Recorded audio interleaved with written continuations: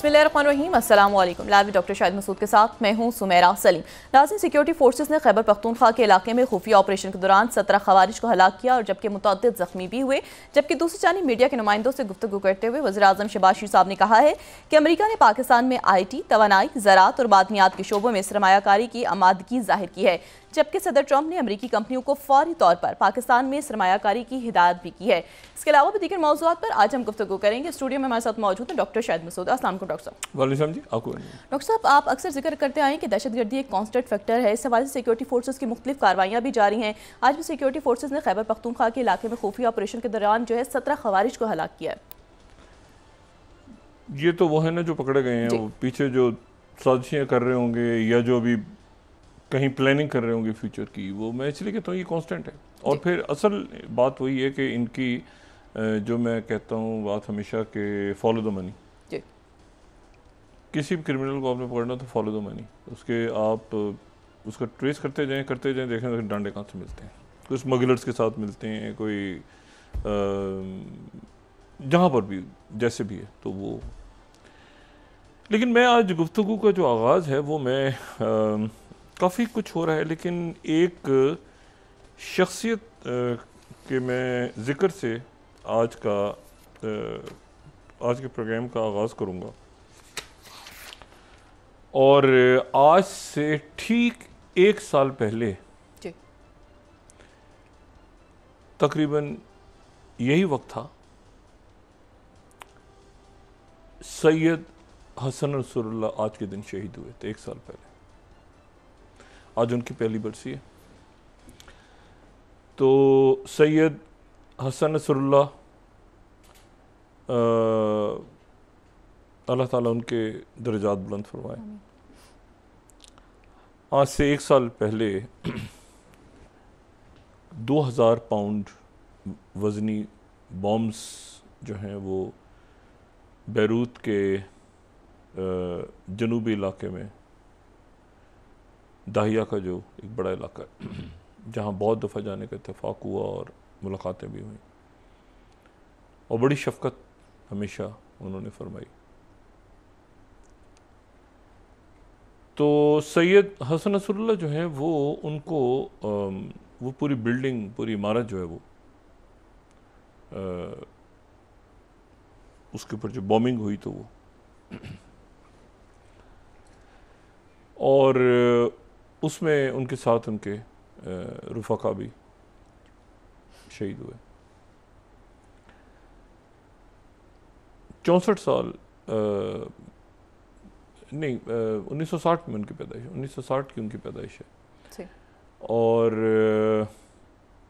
वो जो हैं वो हिज़्बुल्लाह के तीसरे सेक्रेटरी जनरल वो 1991 से 1991 से लेके 2024 तक वो जो है वो हिज़्बुल्लाह के इस अहम ओहदे पे वो फाइज रहे। और उसके बाद जो है वो फौरी तौर पे ऐलान हुआ हाशिम सफ़ीउद्दीन साहब का, लेकिन उनको भी फिर 3 अक्टूबर को गुज़रे साल वो भी शहीद हो गए। अच्छा, 1991 में अब कितना तवील अरसा है, 1991 से 2024 तक वो हिज़्बुल्लाह के तीसरे सेक्रेटरी जनरल। इनसे पहले जो सेक्रेटरी जनरल अब्बास मुसवी, उनको चंद महीने वो रहे थे 90 से 91 के दरमियान, लेकिन वो भी फिर उनको भी शहीद कर दिया गया था। और उससे पहले जो थे साहब, पहले से सेक्रेटरी जनरल, तो इख्तलाफात हो गए थे, तो वो अभी भी शायद हयात हैं, यानी वो ये उनका इंतकाल हो गया, वो बहरहाल एक अलग सिलसिला। लेकिन ये हरकतुल अमल से अलहदगी इख्तियार करके ये जो है ये हिज़्बुल्लाह कायम हुई थी। और एक इस वक्त जब मैं बात कर रहा हूँ तो एक बहुत सोग का समा है तमाम तर लेबनान में, तमाम लेबनान में। हुकूमत लेबनान की, वहाँ पे सदर, उनके वज़ीर आज़म, उनके स्पीकर, वहाँ पे सारे वहाँ के अवाम और मशरिक़ वस्ता के कई ममालिक, अरब ममालिक, नॉन अरब ममालिक, हर जगह इस वक्त सैयद हसन नसरुल्लाह की जो जदोजहद रही। इख्तलाफात हो सकते हैं, इख्तलाफात बहुत से लोगों को हैं, बहुत से लोगों को नहीं है। उनकी जो जदोजहद रही और वो ज़ाहिर फ़लस्तीन के लिए ही थी, तो उनको ख़राज तहसीन पेश किया जा रहा है। ईरान के जो रहबर के ख़ुसूसी मुशीर हैं अली लारीजानी, जो पार्लियामेंट के स्पीकर भी रहे इससे पहले, वो मौजूद हैं इस वक्त लेबनान में। और सैयद हसन नसरुल्लाह जो हैं वो उनकी जो आज वहाँ पे जो सोग मनाया जा रहा है उसमें वो शरीक हैं। और नबी बैरी भी वहाँ पे हैं, वहाँ पे बाकी जगहों से भी लोग आए हुए हैं सारे। सैयद हसन नसरुल्लाह के ऊपर काफ़ी हम उनकी ज़िंदगी पे काफ़ी बात कर चुके हैं और ज़्यादा उनको याद रखा जाएगा तारीख़ में हमेशा। वो अब आप ये देखें कि वो फ़लस्तीनी रियासत के लिए वो लड़ते रहे और सहूनियत के ख़िलाफ़ लड़ते रहे। और ये कल जो नेतन्याहू वहाँ पे चीखो पुकार कर रहा था कि मैंने ये कर दिया लेबनान में, और मैंने शाम में ये कर दिया, और मैंने फ़लस्तीनियों के साथ ये कर दिया, और मैंने ये कर दिया और ये कर दिया, तो उसमें जो है अब मैं ज़ाती तौर पे सैयद हसन नसरुल्लाह को और जो भी ज़ाहिर है उनको समझते हैं कि उन्होंने बड़ी एक आज़ादी के लिए एक बड़ी जंग लड़ी। उनके तरीक़ेकार पे इख्तलाफ हो सकता है, उनके नज़रिए बहुत सा इख्तलाफ हो सकता है, लेकिन बहरहाल जो उनकी और एक इंतहाई शफ़ीक शख्सियत है। मैं उनके साथ जो मिला हूँ तो कई मुलाकातों में, और मैं उनके साथ मेरी पहली मुलाकात हुई थी तो मेरे एक चंद मेंटोर्स में से एक तो मेरे ख्याल से लोग नहीं जानते होंगे, तो एडवर्ड सईद शुरू के ज़माने में उन्होंने बड़ा गाइड किया था, बहुत शुरू में। उनको कैंसर था, तो वो मिडल ईस्ट के ऊपर मुझे उस वक्त मेरी उनसे सिर्फ टेलीफोन पे ही बात होती रही। वो काफ़ी जो है वो उस वक्त एडवर्ड सईद, लेकिन दूसरे जो आप समझे ना मेंटोर्स में, वो रॉबर्ट फिस्क मुझे लेके गए थे पहली दफ़ा सैयद हसन नसरुल्लाह के पास। रॉबर्ट फिस्क जो है वो बैरूत में ही वो मुकीम थे, मतलब वो उनको बैरूत इतना पसंद आया था कि वो बैरूत में ही रॉबर्ट फिस्क। और रॉबर्ट फिस्क जो है वो है जो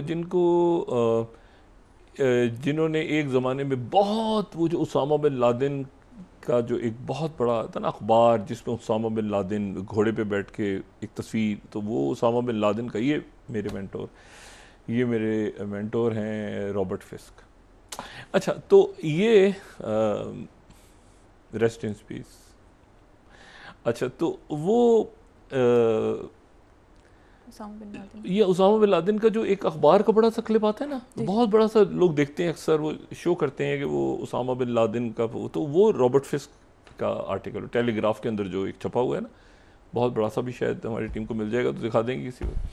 अच्छा, तो बहरहाल तो वो इतनी शफीक शख्सियत थे वो बड़े, और वो उनकी जो कम्युनिकेशन और बाद में सारा उनका जो तरीक़ाकार था और वो सारा, तो वो रॉबर्ट फिस्क अरबी बड़ी ज़बरदस्त बोलते थे, तो इनका दिल नहीं चाहता था वहाँ से जाने को। और ये खाना जंगियों के दौरान भी और हर जगह, तो ये हसन नसरुल्लाह के पास ले गया और वहाँ पे उनसे पहली मुलाकात हुई। अच्छा, बहरहाल जो अली लारीजानी के हवाले से मैंने बात करनी है, वो मैंने ये करनी है कि ये रफ़ीक अलहरी के साथ बैठे हैं, ये हसन नसरुल्लाह की बाकी अली लारीजानी जो है वो उनकी जो अहम बात तो ख़राज तहसीन पेश के लिए, दूसरी जो बात उन्होंने की है, एक तो उन्होंने कहा कि हिज़्बुल्लाह किसी भी तरह से कमज़ोर नहीं हुई और मज़ीद एक ताकतवर क़ुव्वत बन के उभर रही है। अब ये 2-3 बातें बड़ी अहम हैं जो मैं यहाँ पे अली लारीजानी ने जो आज स्पीच की है उसके अहम नुकात हैं। एक उन्होंने कहा है कि हिजबुल्लाह बहुत एक मजबूत कुव्वत बन गई है और बन के उभरेगी। खराज तहसीन पेश की है उन्होंने रैबर की तरफ से। बाकी दूसरी अली लारीजानी ने जो स्पीच में अपनी बात की है, उन्होंने कहा है कि हिजबुल्लाह की तरफ से जो है वो बहुत बड़ा कदम उठाया गया है कि हिजबुल्लाह ने सऊदी अरेबिया के साथ एक मामला लेबनान और रीजन के अंदर जो सिक्योरिटी है फ्यूचर की, उसमें सऊदी अरेबिया के साथ अपने मुज़ाकरात शुरू किए हैं। खास तौर पर जिक्र हुआ हिजबुल्लाह ने सऊदी अरेबिया के साथ अपने, और जब वो स्पीच कर रहे थे तो वहाँ सऊदी अरेबिया के लिए नारे, सऊदी अरेबिया के फेवर में नारे बुलंद हो रहे थे। ये एक नया मशरिक वुस्ता या मुसलमान दुनिया है। अली लारीजानी जो हैं वो ये ज़हन में रहे कि कुछ अर्से पहले वो जो है वो रियाद में उनकी मुलाकात हुई थी सऊदी वली अहद और वज़ीर आज़म मोहम्मद बिन सलमान से, और ये मुलाकात जो हमने डिस्कस किया था कि एक दिन पहले ही तो मिले हैं अमीर कतर से MBS दोहा कॉन्फ्रेंस के अगले ही दिन हमने बात की थी कि उसके अगले ही दिन इनका यहाँ आना जो है इसका मतलब है कि कुछ और मामलात भी होने सिक्योरिटी। तो वो सऊदी अरेबिया आए थे और अली लारीजानी जो है उनकी मुलाकात यहाँ पे हुई थी। अब उन्होंने वहाँ जाके जो बात स्पीच की है तो एक तो खराज तहसीन पेश की है सैयद हसन नसरुल्लाह को, साथ ही का मजबूत हो गई, और सऊदी अरेबिया से जो है वो हिजबुल्लाह ने बहुत अच्छा किया कि सऊदी अरेबिया के साथ मामला किया और सऊदी अरेबिया का पैगाम ये सारे मुल्क अब एक साथ कोऑर्डिनेट कर एक रीजन के अंदर एक कोऑर्डिनेशन बन गई। Heads off to China China ने ये करवाया था सऊदी अरब, ईरान, सारे मुल्क उसके बाद आपस में गलत फहमियाँ ख़त्म हुई थी सदियों पुरानी। अच्छा, अब जनाब ये तो एक तो बात ही हो गई। दूसरी जो बात है वो ये है कि प्रेसिडेंट ट्रम्प जो हैं उन्होंने सोशल ट्रूथ पे एक मैसेज डाला, और उनका जो मैसेज है 6 अगर में देखें, I am pleased to report that we are having very inspired and productive discussions with the Middle Eastern community concerning Gaza. Intense negotiations have been going on for 4 days and will continue for as long as necessary in order to get a successfully completed agreement. All of the countries within region are involved. Hamas is very much aware of these discussions, and Israel has been informed at all levels, including Prime Minister Bibi Netanyahu. There is more goodwill and enthusiasm for getting a deal done after so many decades that I have ever seen before. Everyone is excited to put this period of death and darkness behind them. It is an honor to be part of these negotiations. We must get hostages back and get a permanent and long-standing peace. अच्छा, अब इसमें जो है 2-3 चीज़ें तो सामने हो रही हैं ना, 2-3 बातें तो हमें सरफेस में नजर नहीं, लेकिन कुछ बातें सारी पस मंज़र में भी हुई हैं। सही। एक तो ये है कि Netanyahu throne under the bus, इससे भी ज़्यादा कोई मैं सख्त अल्फाज कोई नया बनाना चाहिए, क्योंकि जेनोसाइड में He's a butcher of Gaza, butcher of West Bank, butcher of so many Christians and Hindus and even Jews जो वहाँ पे आते रहे एड लेके। मज़हब का मैं जिक्र नहीं करता, फॉरेन ये यूरोप के कितने लोगों को मारा इसने, बहुत लोगों को मारा, जर्नलिस्ट, ये अल जज़ीरा, अलमनार, ये सारे मदैन, डॉक्टर्स, नर्स, इसने किसी को नहीं छोड़ा। उसने he is a dead man walking, he is a dead man walking. और उसको जो है वो परसों उसकी पीर के रोज़ उसकी मुलाकात है, और इस दौरान जो है वो मुत्तहिदा अरब अमारात के जो फॉरेन मिनिस्टर हैं उनकी मुलाकात नेतन्याहू से हुई है न्यूयॉर्क में। कोई नहीं मिल रहा उस आदमी से, कोई इस वक्त कोई नहीं मिल रहा। नेतन्याहू शायद वाहिद आदमी है जिससे कोई नहीं मिल रहा। मोदी जी होते तो मिल लेते शायद, ये शायद वो भी ना मिलते। लेकिन ये है कि वो जो है वो उससे उन्होंने मुलाकात की मुत्तहिदा अरब अमारात की तरफ से, और एक फाइनल वार्निंग होता है ना, आराम से एक फाइनल वार्निंग मैसेज दिए बड़े तरीके से कि वेस्ट बैंक मगरबी किनारे की तरफ, यरूशलेम जिसका हिस्सा है, मगरबी किनारे की तरफ अब आप की फौजों ने नहीं जाना, और आपके जो इंतहा पसंद से उन्होंने नहीं जाना। और उसके बाद जो है वो जो सैयद अनवर गिरगाश हैं, बड़े ज़बरदस्त शख्सियत हैं मुत्तहिदा अरब अमारात की, इनसे बड़ी मुलाकातें रही हैं, बड़े ज़बरदस्त और प्रोग्रेसिव जो है ना, नेशनलिस्ट प्रोग्रेसिव, बहुत ज़बरदस्त हैं, बहुत, कभी इनके बारे में बताऊंगा, बहुत ज़बरदस्त आदमी। तो ये जो हैं ये एडवाइज़र हैं इस वक्त,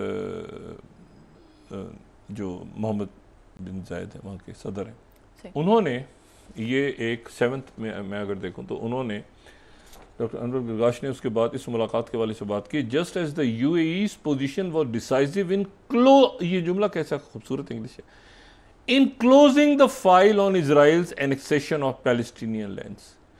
क्लोजिंग द फाइल, फाइल बंद करनी है, फाइल बंद, ठीक है। In closing the file on Israel's annexation of Palestinian lands, the meeting tonight between Sheikh Abdullah bin Zayed and the Israeli Prime Minister in New York is a bold step to support international efforts. लेकिन आप ऊपर के तरफ दो जुमलों पे गौर करें, closing the file, ठीक है, decisive in closing the files of Israel's annexation of Palestinian lands. आज फाइल क्लोज कर, मैसेज किसने दिया है? यूएई ने, मैसेज यूएई ने दिया। किसी ने एक मैसेज दिया है, किसी ने दूसरे ने दूसरी दिया। पाकिस्तान का कल एक बड़ी इंटरेस्टिंग बात, शायद लोगों ने ध्यान नहीं दिया इस बात पे, दो मुल्क ऐसे हैं जिन्होंने दरमियान में ये बात कही है कि 1967 के बॉर्डर्स पे वापस जाना पड़ेगा। यानी 67 के बॉर्डर्स का मतलब ये है कि गोलान की पहाड़ियों का इशू दो मुल्कों ने उठाया है। गोलान की पहाड़ियों पे एक है ना कि वो यहाँ पे अमन फौज बैठी हुई है, और ये दो मुल्क ऐसे हैं जिन्होंने कहा कि नहीं, ये 74 वाला फार्मूला नहीं, 74 में था ना कि वो तय हो गया था कि जहाँ पर आ गए तो बीच में वो बफर जोन बन जाएगा और आगे गोलान की पहाड़ियाँ। दो मुल्क ऐसे हैं जिन्होंने कहा है कि नहीं, ऐसा नहीं होना चाहिए, ये 67 के बॉर्डर पे ही वापस जाना पड़ेगा। और वो दो मुल्क कौन से हैं? बांग्लादेश और पाकिस्तान। पाकिस्तान ने जो कल बात की है वहां पे, जो एक नुक्ता मिस, जो जिसके ऊपर बहुत ध्यान देने की जरूरत है, पाकिस्तान ने ये कहा है कि 1967 के बॉर्डर पे जाना होगा। सीरिया ने नहीं कहा, अरब ममालिक ने, कि पाकिस्तान की और बांग्लादेश की तरफ से मुतालबा हुआ है।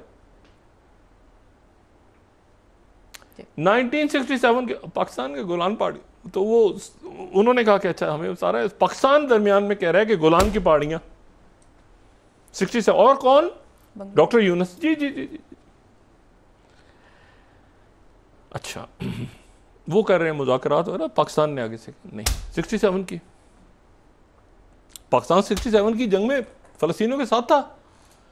पाकिस्तान की हिस्ट्री है, पाकिस्तान फलस्तीनियों के साथ था, ये 67 में भी और 73 में भी। पाकिस्तान के पायलट्स, तो ये पाकिस्तान का स्टांस था वहां पे। अच्छा 12।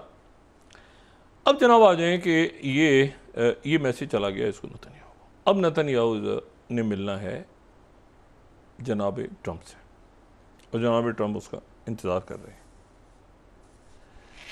अच्छा, इसी दौरान सीने पे वो कहते हैं ना, वो क्या होते हैं, जख्मों से कोई चूर चूर आदमी हो, ये वो आदमी जो ग्रेटर इसराइल बनाना था जी, जिसने मस्जिद अक्सा को शहीद करके और फिर वहां पे थर्ड टेंपल बनाना था।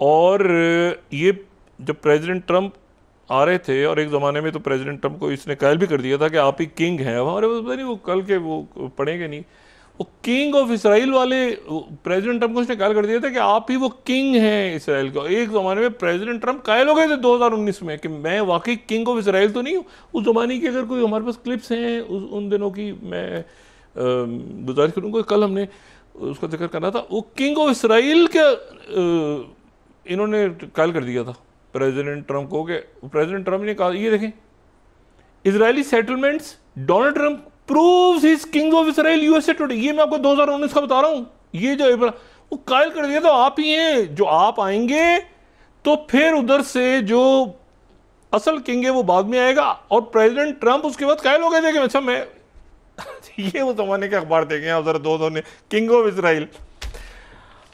अच्छा, क्या आदमी आप जरा देखें, इसने कायल वायल करके उधर उधर कहानियां वानियां डाल के पूरी।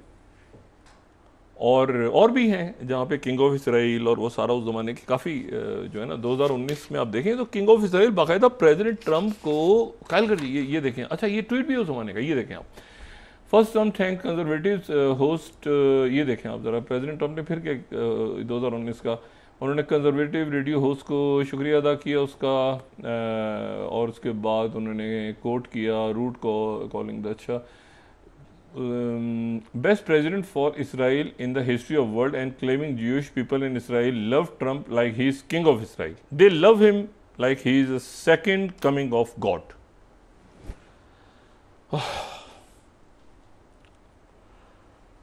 ये 2019 में ये सूरत हाल थी जी। अब जनाब थ्रो अंडर द बस, और जो मैं ना ये ग्रेटर इसराइल, ये अच्छा ट्रंप के आने से पहले वहाँ हो रहा था, तो ट्रंप आ गया बिल्कुल। मैं देखें फिर मैं वही उसी बात पे जाऊँगा। दो लोग मजहबी बुनियाद, दो जगहों पे मजहबी बुनियादों पे, दो मुल्कों के सरबराह ने मजहबी बुनियादों पे दुआएं शुरू हो गई थी, बैठे हुए हैं जनाब मजहबी पेशवा और दुआएं कर रहे हैं कि ट्रंप आएगा। ये एक हो रहा था मोदी जी के यहाँ। फिर मैं ये, चूँकि ये वाक़यात है ना, इसी मैं कोई ये फजा हवा में बात नहीं कर रहा कि ट्रंप आएगा और उसके बाद अखंड भारत बनेगा, पता नहीं क्या बनेगा, और उधर से वो ग्रेटर इसराइल बनेगा। क्योंकि अब अगर ग्रेटर इसराइल नहीं बना इस वक्त, तो फिर वो पता नहीं, उस पर बाद में बात करेंगे। अब जनाब आ गए, ये मैसेज चला गया यूएई के थ्रू कि आप शट अप, ठीक है ना, अब मजीद just enough is enough, shut up call. ये प्रेसिडेंट ट्रंप ने आगे बस दैट्स इट। अच्छा ये न्यूयॉर्क में हो रहा है सारा। उसके बाद जनाब आ जाए 21 नुकात पे जी। 21 नुकात जो हैं वो फाइनल हो गए। अब 21 नुकात में क्या है, ठीक है। पहली बात, गजा एक इंतहा पसंदी से पाक और दहशत गर्दी से आज़ाद इलाका होगा, बिल्कुल होना चाहिए, लाजमी। पड़ोसियों के लिए कोई ख़तरा नहीं होगा, होना भी नहीं चाहिए। वो तो आगे पड़ोसी वो इसको भी देखते हैं, नहीं होना चाहिए, बिल्कुल ठीक है। गजा को उसके अवाम से फ़ायदे के लिए दोबारा तरक्की दी जाएगी, दूसरा पॉइंट। क्या बात है, वाह, इंशाअल्लाह। अगर दोनों फरीक इस तजवीज़ मुत्तफ़िक हो जाते हैं तो जंग फौरी तौर पर ख़त्म हो जाएगी, और उसके साथ ही इसराइली फ़ौज तमाम तर कार्रवाइयाँ बंद कर देगी और आहिस्ता आहिस्ता निकलेगी, आहिस्ता आहिस्ता नहीं, तेज़ी से निकलेगी, वो निकलेगी बस बाहर फ़ौरन।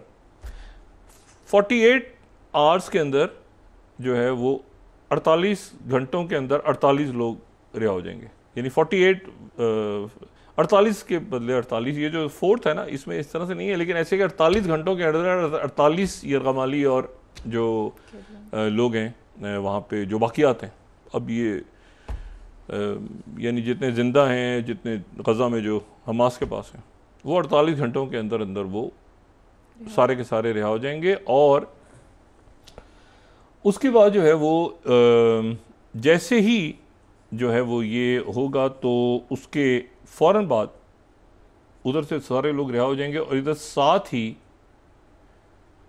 हज़ारों की तादाद में फ़लस्तीनी कैदी रिहा होंगे, जिसमें मरवान बरगोती का नाम भी है। ठीक है, 200 से 250 के करीब लोग ऐसे हैं जिनको ज़्यादा सज़ाएँ और जिनको क्योंकि ये बात बिल्कुल एक ऐसी थी जो जिस पे वो याहिया सिनवार और सारे लोग के मरवान बरगूती और फ़तह और ये जो क्योंकि वो फ़तह वो उनका ताल्लुक तंजीम से था। तंजीम जो फ़तह का अस्करी विंग है वो हमास में नहीं थे, ये जहन में रखें। यानी तो उनकी भी रिहाई। अच्छा, उसके बाद ये है कि यरगमालियों की वापसी के बाद हमास के वो लोग जो पुरअमन रहने का ऐलान कर देंगे उन्हें आम माफ़ी दे दी जाएगी और अगर वो गज़ा में रहना चाहेंगे तो गज़ा में रहेंगे और अगर गज़ा से जाना चाहेंगे तो कुछ मुल्क उनको सेफ पैसेज देने को परमानेंटली तैयार हैं और वो जाके वहाँ पे फिर जैसे हमें नहीं पता बशारुल असद कहाँ है, किसी को पता है? बता दें हमें के बाद अशरफ गनी कहाँ है? अब तो हसीना वाजिद का भी नहीं पता चल रहा किधर है भाई। तो कुछ लोग बस तहलील हो जाते हैं ना, तो वो बस जो जाना चाहेंगे वो खामोशी से लोग निकल के चले जाएंगे। जो भी थे अंदर, जिनके जो भी मौजूद हैं वो उनकी शनाख्त वगैरह उनका नाम वो कहीं चले जाएंगे। अच्छा, उसके बाद ये है कि ये 7वां नुक्ता क्या है कि ये मुआहदा तय पाने के बाद गज़ा में बड़े पैमाने पे इमदाद भेजी जाएगी और वो 600 ट्रक अ डे से कम नहीं होगी किसी सूरत। साथ ही उसमें जो है वो असर नौ उसकी तामीर वगैरह, ये है 7वां पॉइंट, जो ट्रक वगैरह मलबा उठाने के लिए और ये सारे। अच्छा, फिर उसके बाद ये कि इमदादी काम की तकसीम जो है वो अक़वाम मुत्तहिदा, हिलाल अहमर और दीगर बैनुल अक़वामी तंजीमों के जरिए की जाएगी जिनका ताल्लुक इसराइल या हमास से नहीं होगा। अब गज़ा ह्यूमैनिटेरियन फाउंडेशन के बारे में तो हर एक को पता है, तो अमेरिका में रजिस्टर्ड, लेकिन ये कि वो उसके ताल्लुक तो डंडे तो इसराइल ने बनाए थे, तो वो भी फारिग हो। अच्छा, उसके बाद जो है वो गज़ा पे टेक्नोक्रेट्स की एक वही जो हम इसको बहुत सारी कर चुके हैं, लेकिन मैं देखूँ इसमें कौन सी चीज़ अब आखिरी ड्राफ्ट में ख़त्म हो गई, उसकी वजह भी मैं आपको बताता हूँ। ये बड़ी इंटरेस्टिंग वजह है उसकी। टेक्नोक्रेट्स की हुकूमत आ जाएगी वहाँ पे और एक नई बैनुल अक़वामी बॉडी होगी और उसमें यह है कि जब तक फ़लस्तीनी अथॉरिटी अपना एक नई शक्ल में फ़लस्तीनी अथॉरिटी आ जाएगी और फिर वो फ़लस्तीनी अथॉरिटी जो है, अब यहाँ पर प्रेसिडेंट ट्रंप का एक इशू ये बन गया कि वो फ़लस्तीनी रियासत के ऐलान के ऊपर जो है वो उन्होंने एक स्टैंड ले लिया हुआ था कि ये फ़लस्तीनी रियासत पे आप ना करें, ये जो ये है फ्रांस और ये जो न्यूयॉर्क डिक्लेरेशन में कि आप जो हैं वो फ़लस्तीनी रियासत का ना करें। तो प्रेसिडेंट ट्रंप ने कहा, ये तो मैंने कहा था कि मैं करूंगा ऐलान फ़लस्तीनी रियासत का, तो ये आप कैसे तुम लोगों ने कर दिया? तो उन्होंने पहले कर दिया, यहाँ पे मामला फंस गया आगे। तो आखिर में जो प्रेसिडेंट ट्रंप ने इसमें बात डाली है कि उसके बाद ये होगा कि ये कुछ अरसे में जो फ़लस्तीनी हैं उनकी राय का एहतराम करते हुए फिर वो वहाँ पे एक सेटअप वजूद में आएगा। अब उनकी राय का एहतराम करते हुए जाहिर वोटिंग होगी ना, सही वोटिंग होगी और ज़ाहिर है कि 2 स्टेट की तरफ चला गया मामला। अच्छा, फिर उसके बाद ये है कि ये जो है ये 13वां पॉइंट ये है कि ये इसमें एक फाइनेंशियल सारे मुल्क उसमें डालेंगे अपना अपना हिस्सा। 14th ये है कि एक इक़्तिसादी जोन होगा, सारे मुल्क उसमें होंगे। 15 बड़ा इंपॉर्टेंट है, किसी को गज़ा छोड़ने में मजबूर नहीं किया जाएगा, बल्कि अच्छा, और जो लोग जाना चाहेंगे वापस आ सकेंगे किसी, बल्कि तमाम कोशिश ये होगी कि गज़ा में घर, गज़ा में जॉब्स, गज़ा के अंदर टेक्नोलॉजी, गज़ा में हाउस, इतना कुछ गज़ा में सारी दुनिया की तरफ से आ जाए कि उनको कहीं जाने की ज़रूरत ही ना पड़े। अगर वो जाना चाहें तो जा सकते हैं, सही, ठीक है, और जाके वापस आ सकते हैं। अच्छा, ये हमास का कोई रोल नहीं होगा, बिल्कुल ठीक है ये। और उसके बाद ये है कि फिर अरब ममालिक और यूरोप के ममालिक और बाकी सारे जो अमन फौज टाइप होते हैं वो आके ट्रेन करेंगे पुलिस को और ये सारा। और इसमें जो है वो 17वां पॉइंट ये है कि एक सिक्योरिटी गारंटी होगी इलाकाई, जो रीजनल सारे प्लेयर्स हैं सारे। और उसमें 18वां ये है कि मतलब एक अरब ममालिक और बाकी इस्लामी ममालिक और यूरोप के लोग जो हैं वो आके और वहाँ पे सिक्योरिटी देखेंगे, और जाहिर है कि वो सिक्योरिटी को देखें कि क्या ना हो, उसमें कत्ल गारत और ऐसा कोई जैसे अमन फौज टाइप चीज़ होती है। अच्छा, और इसमें जो है वो इसराइल गज़ा पे कब्ज़े या इलाक़ की दोबारा, गज़ा या मगरबी किनारे पे दोबारा कभी बात नहीं करेगा। सही। 19 सबसे इंपॉर्टेंट है, इसराइल कभी भी गज़ा और मगरबी किनारे के बारे में बात नहीं करेगा। अच्छा, इसके बाद जो है हमास अगर इस तजवीज़ को देर से कबूल करती है या नहीं मानती, तो भी जिन इलाकों में मतलब इसका एक पार्शल, ये फिर भी हमास ने मान लिया, हमास की तरफ से भी आगे मान रहे हैं इसको, वो ऐसे ही होता है कि दिखाने के लिए हमास नहीं भी मानेगी तो भी ये पीसफुल एग्रीमेंट आगे चलेगा। यानी उसमें ये भी कंडीशन रखी हुई थी कि हमास अगर ना कहती है तो ये मैसेज नेतन्याहू हो गया कि तुम ना भी कहते हो तो फिर भी हो गया है। सही। हमास को भी हमने कह दिया है कि भाई तुम ना भी मानो तो ये ऐसे अमन फौजें और सारा एड वगैरह सारी अंदर दाखिल हो रही है, तो तुम नेतन्याहू तुम ना भी मानो ये होने जा रहा है, तो तुमने अंगूठा लगाना है बस आके, ठीक है। और ये जो है ये कतर पे जो है वो हमला ना करने में मुत्तफिक है। पहले कतर की तरफ से ये था कि माजरत करने, लेकिन फिर कतर इसको जल्दी करने के लिए all heads off to Qatar, उनकी जो क़यादत है, और उन्होंने उस पर कहा कि नहीं माजरत नहीं, वो बस ये इसराइल की तरफ से कहा जाएगा कि उन्होंने बहुत अहम किरदार अदा किया। और ये अब ये नेतन्याहू वो आदमी है जो कि थोड़े दिन पहले तक, अभी मैं आपको बताता हूँ कि ज़ख्मों पे नमक मैंने क्या बात की है, मैं अभी इसको ज़रा 2-3 मिनट अगर ब्रेक में जाने से पहले ले लूँ। फिर उसी के बाद इंतहा पसंदी नहीं होगी, फिर उसके बाद ये है कि इसमें अच्छा वो निकल गया, टोनी ब्लेयर निकल गया, टोनी ब्लेयर इज़ आउट, फ़लस्तीनी होंगे। अच्छा, लेकिन इसमें ज़ख्मों पे नमक छिड़कने की क्या ज़रूरत थी? आज के दिन ज़ख्मों पे नमक छिड़कने की ज़रूरत ये हो गई कि जनाब इसमें एक नौजवान है एलेक्स वित्कॉफ, वक्फे पे जाने से पहले इस जुमले को मैं कंप्लीट करूँगा। एलेक्स वित्कॉफ, न्यूयॉर्क टाइम्स एक स्टोरी छाप रहा है जनाब कि एलेक्स वित्कॉफ जो हैं, जो कि स्टीव वित्कॉफ के साहबजादे हैं, जिन्होंने उन्होंने कतर के साथ और अरब ममालिक में उनकी बड़ी कारोबारी डील्स इस दौरान तय हो गई हैं, और ये नेतन्याहू को पता नहीं चला। यानी उन्होंने कई शराइत अरब ममालिक ने, इस्लामी ममालिक ने ऐसे मनवा ली हैं कि वो डील्स इधर उधर कर करा के, और नेतन्याहू को पता ही नहीं चला। बिल्कुल ही वैसे हुआ है जो कि मोदी जी के साथ हुआ है। पाकिस्तान कैसे पहुंचा और कैसे इस वक्त सारी की सारी पावर्स के साथ इक्वली बैठे हैं ना पाकिस्तान। जी बिल्कुल।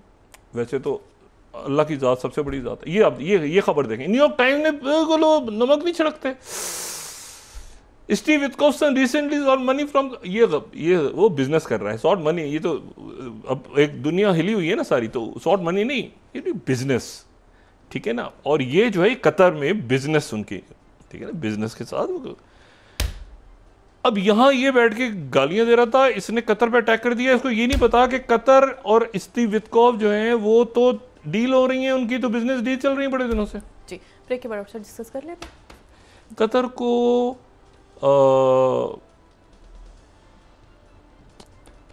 ब्रेक के बाद डिस्कस कर, किसने खबर दी थी कि वहां से हमास के लोग उठ के चले गए थे? जी। किसने टिप दी थी कि हमास के लोग वहां से, क्या यकीन है इस बात का कि वो तुर्की था? जी, वक्फा लें, उसके बाद बात करते हैं। नाज़रीन वापस आते हैं छोटे से ब्रेक के बाद।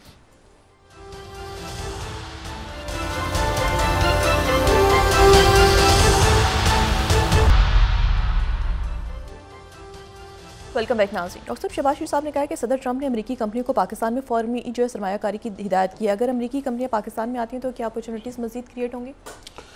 देखिए, ये तो ज़ाहिर है कि ख़त्े में जो हालात हैं उसके हवाले से सारे आने वाले दिनों में अभी ये जंग बंदी हो। मैं आपको एक और बात बताऊं कि इसमें एक और अजब वाक़या हुआ है जी। और ये जो है ये वाक़या जो है ये पेश आया है यानी गैर मुतवक्को कह लें इसको, या यानी इसकी कोई तवक्को मतलब एक बड़ी अजीब सी बात हुई है। और वो ये हुई है कि जो गुस्तेवो पेत्रो हैं, गुस्तेवो पेत्रो हैं ये कोलंबिया के सदर। अच्छा, कोलंबिया के सदर हैं और ये कोलंबिया के सदर हैं और कोलंबिया के पहले लेफ्टिस्ट सदर हैं, यानी बाएं बाजू के पहले सदर हैं। और ये जो है ये अपनी जब ये अभी भी वैसे खूब जवान है लेकिन अपनी पहले जो है ये M19 एक जो है वहाँ पे एक गुरिल्ला तंजीम कह लें या जो उसमें ये बड़े एक्टिव थे कोलंबिया में, और दो लोगों के बड़ा करीब थे। तो उससे अंदाज़ा हो सकता है कि इनके ख्यालात, एक फेडरल कास्त्रो, ठीक है, और एक जो है वो ह्यूगो चावेज वेनेजुएला और क्यूबा। तो अपनी जवानी में ये इन दोनों के बहुत करीब रहे हैं। और अब निकोलस मेडोरो के साथ इनके थोड़े इख्तलाफात पैदा हुए अब एक साथ हैं निकोलस मेडोरो के। और निकोलस इन्होंने ये कहा कि ये वेनेजुएला पे जो अटैक हो रहा है तो उसके ऊपर इन्होंने बड़ा सख्त। बाइडेन दौर में कोलंबिया को, ये आपको पता है कोलंबिया के लोग निकाले जा रहे हैं और ये सारा। तो बाइडेन दौर में कोलंबिया को जहाँ के लोग निकाले जाए उनको नॉन नेटो अलाय का दर्जा देके बड़ा करीब हो गया था कोलंबिया। इसीलिए वो प्रेसिडेंट ट्रम्प जो है वो ज़्यादा इस वक्त उनको गुस्सा भी चढ़ा हुआ है तो कोलंबिया पे और बाकी। लेकिन हुआ ये कि बहरहाल उनके सदर ने एक तो स्पीच की आके अक़वाम मुत्तहिदा में, और उन्होंने स्पीच की और उन्होंने इसराइल को तो जो कहना था तो कहा। उन्होंने ये कहा साथ ही कि जनाब ये प्रेसिडेंट ट्रम्प को भी उन्होंने कह दिया अपनी स्पीच में। उन्होंने कहा कि जी प्रेसिडेंट ट्रम्प के ऊपर भी क्रिमिनल चार्जेस लगने चाहिए और ट्रायल चलना चाहिए। उसके बाद वो बाहर निकले और बाहर निकलने के बाद वहाँ फ़लस्तीनी मुजाहरा कर रहे थे, फ़लस्तीनियों को मुजाहरा हो रहा था, मुजाहरे में चले गए। और मुजाहरे में जाने के बाद उन्होंने जो है वो वहाँ पे तकरीर की मुजाहरीन से, और मुजाहरीन से तकरीर के बाद उन्होंने कहा कि जो है वो एक तो खूब नेतन्याहू के उन्होंने कहा कि इसको फांसी लगाओ, जेनोसाइड, कातिल है ये वो सारा। उसके बाद उन्होंने कहा अमेरिका भी इसमें शरीक है। और फिर उन्होंने कहा कि ये जो यहाँ के जितने भी कानून नाफिज करने वाले इदारे हैं ये तुम इस ट्रम्प की बात ना मानो। ट्रम्प अगर तुम्हें गैर कानूनी हुक्म देता है उसकी बात ना मानो। उसके बाद उनका वीज़ा वहाँ का रिवोक हो गया और वो अब कोलंबिया वापस जा रहे हैं हंसी खुशी। अब देखें ना, मतलब उनको कोई परवाह इन लोगों को है ही नहीं कि कोई अमेरिका। उसके बाद स्टेट डिपार्टमेंट का वहाँ से आया, अजीब मामला है, स्टेट डिपार्टमेंट का वहाँ से आया कि ये 5th अगर हम दिखाएं, earlier today Colombia president Petro Gustavo stood on a New York NYC street and urge US soldiers to disobey orders and incite violence. We will revoke Petro's visa due to his reckless and incendiary actions। अच्छा, ये तो हो गया ना एक, ये तो उन्होंने बता दिया। और ये जो है वो अब ये वापस भी पहुंच गए और वापस जो है वो इन्होंने वहाँ जाके फिर अपना मैसेज भी दे दिया। 3rd अगर हम देखें, I arrived in Bogota. I no longer have a visa to travel to USA. I don't need a visa। ये वो सारा, और ये मैं यूरोपियन, अच्छा ये यूरोप के भी सिटीजन है, अच्छा, और अच्छा ठीक है जी। तो ये इन्होंने वहाँ जाके इन्होंने जो है वो वहाँ जाके अपना ट्वीट कर दिया, मैं फ्री आदमी हूँ और ये वो। अब ये बड़ा मसला हो गया कि भाई वो ये कैसे हो गया भाई। प्रेसिडेंट ट्रम्प के लिए तो बड़ा इस वक्त एक सिचुएशन क्रिएट हो, खासतौर पर एक ऐसा मुल्क जो कि नॉन नेटो अलाए अभी तक वो नॉन नेटो अलाए हैं। और ये जो है ये तो ये कोलंबिया ने कर दिया, ये पूरा वहाँ पे फ़लस्तीन के मुजाहरे में जाके इन्होंने वहाँ पे सेट। अच्छा, इसी दौरान जो एक अहम बात अब जहन में रखें, इसमें सारे पूरे ग्लोबल ऑर्डर में। जब उनकी वो वहाँ पर बिल्कुल मामला ख़राब हो गया है। वो जो उनका एक सबसे बड़ा, आपको पता है वो जो यूरोप का जो न्यूक्लियर पावर प्लांट है ज़ैपोरिज़िया में, तो वो उसकी बिजली वगैरह वहाँ पे जो सप्लाई होती है वो सारी ख़त्म हो गई है वहाँ पे। अगर आप मैप में देखें तो वो जो ये दुनिया का 10वां जो 10 बड़े न्यूक्लियर पावर प्लांट्स हैं, पुरमन न्यूक्लियर पावर प्लांट्स, उनमें से एक जो है वो ये ज़ैपोरिज़िया का। तो ये वो रशिया उसको मुकम्मल तौर पे वहाँ पे रशिया आ रहा है। और एक माहौल ऐसा बन रहा है कि उसमें चूँकि वहाँ पे इलेक्ट्रिसिटी नहीं है, तो बेलारूस की तरफ से कहा गया है कि भाई ये तो प्रॉब्लम हो जाएगी, रेडिएशन शुरू हो जाएंगी। बेलारूस की तरफ से कहा गया है, रशिया ने सप्लाई शुरू कर दी है। तो जब सप्लाई आहिस्ता आहिस्ता वो पूरा इलाका जो है वो भी जा रहा है यूक्रेन के पास। दुनिया की नज़रें इस वक्त सारी गज़ा पे हैं। मैं जो आपसे बात कर रहा था वो ये कह रहा था कि पाकिस्तान अब सोशल अनरेस्ट पाकिस्तान के अंदर पॉलिटिकल स्टेबिलिटी, और जो कि मईशत उस वक्त तक ठीक नहीं होगी जब तक आपकी अकाउंटेबिलिटी अक्रॉस द बोर्ड नहीं होगी, माशी दहशतगर्दी ख़त्म नहीं होगी। तो ठीक है, और ये आम आवाम के सर पे बोझ डालना, कभी ये टैक्स कभी वो टैक्स, कभी फलाना डिमांड, और एलीट कैप्चर, ठीक है, ये इसको ख़त्म किए बगैर, क्योंकि मैंने कल भी बात की थी कि एक तो मैसेज पूरी दुनिया से ये आ रहा है ना कि, लेकिन जब इन्वेस्टमेंट्स आ रही हैं तो इन्वेस्टमेंट तब आएगी जब वो भाई आप नीचे आपके ये सिस्टम तो ठीक होगा ना, सिस्टम ठीक होगा ना। मौके, कल भी मैंने बात की, मौके पैदा हो रहे हैं। ये छोड़ दें, नौकरियां आ रही हैं, अच्छा जी नौकरी आ रही है, वो जैसे होता था ना, नौकरियां आ गई, वो जी 1000 तुम बांट दो, 1000 का कोटा तुम्हारा है, 1000 का तुम्हारा, ये इस तरह से होता था, ऐसे होता रहा हमेशा। ये कोटा है, उसका कोटा है, अच्छा जी एक MNA को तो 500 नौकरियां तू ले जा, तो 1000 नौकरियां तू बांट, रिश्वतें खा के, सारे नहीं लेकिन मेजॉरिटी तो ऐसे ही हुआ है ना। अच्छा ये अपना इलाका है, फलाना दिमाग का, तो ये मौके पैदा हो रहे हैं। जिनके पास अहलियत होगी वो उनके अंदर कम्पीट करेंगे, जिनमें अहलियत नहीं होगी वो भूल जाएंगे पैसा खिला के आने वाले दिनों में। बल्कि बहुत बड़ी तादाद में ये जो सियासी भर्तियाँ और बेकार लोग ख़त्म हो रहे हैं, करने पड़ेंगे आपको। अच्छा, अब उसमें यह है कि ये मौके पैदा होने से पहले एक रूल ऑफ लॉ, सारी स्टेबिलिटी, कवानीन कैसे बनने हैं, कैसे होना है, कैसे यूथ ने बाहर से आना है, यूथ आपके मुल्क के अंदर मौजूद है, जो है वो मुख्तलिफ एक्सचेंज प्रोग्राम्स होंगे, इन्वेस्टमेंट्स होंगी, सरमायाकारी बाहर से आएगी, उसके लॉ एंड ऑर्डर का तो ये शटअप कॉल चली गई है ना। ये वैसे आप कमाल देखें, उधर अमेरिका है, जो मैंने कहा था ना कि एक सफारतकारी अजीब, यहाँ रशिया, चाइना, ईरान और पाकिस्तान ये फैसला कर रहे हैं कि अफगानिस्तान के अंदर फॉरेन बेस नहीं होगी और उसके साथ ही कोई टेरर नाम की चीज नहीं होगी। अफगानिस्तान में फॉरेन बेस भी नहीं होगी और टेरर भी नहीं होगा। तो किसको ठीक करना है? उनको खुद ठीक करना है। और खुद, जैसे मैं कह रहा हूं ना कि मुझे शक है इस बात का कि ये कैसे पाकिस्तान ने गोलान के बारे में बात कर दी है। तो अरब मालिक ने कहा इस सब एक है, तो पाकिस्तान ने, बांग्लादेश ने स्टैंड लिया गोलान का।